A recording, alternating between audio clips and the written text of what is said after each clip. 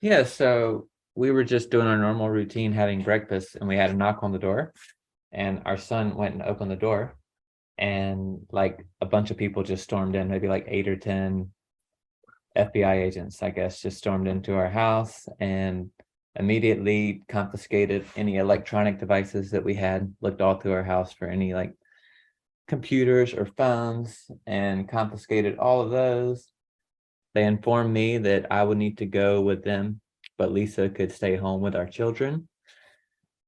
And naturally, I was resistant at first, like, what's going on? What basis do you have to take me? And they were just very insistent that I had to go with them. So I packed a little bag. I wasn't sure exactly what was going to happen. They did tell me that I would be able to come home in the evenings to sleep, which I wasn't, sure if that was going to be the case or not. In the end, it was the case. But for the next 2.5 days, they came and took me from my house in the morning. And for about 12 hours, I was interrogated at the FBI office. And Lisa was home with our kids. She had to undergo some interrogations for the first day. But yeah, it was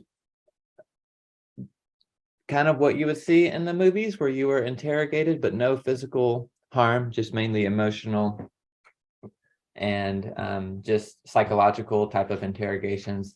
They were very insistent that I speak Chinese with them, but one of the first things that we learned back in the States through our contingency training before we came was that you never speak Chinese. You would always insist for English and a translator, just for the fact that it helps you process and slow things down. I think that's one big interrogation tactic, is the faster you speak and the more you speak, obviously, the more information you would give. So I try to remember all of the things that they taught me through our contingency training, just to slow down, ask for a translator.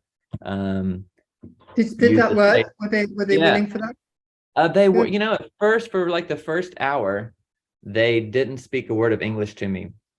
And I could understand what they were saying, but I just kept saying, sorry, I need to speak English. I'm an American citizen and English is my first language. I really need to speak English.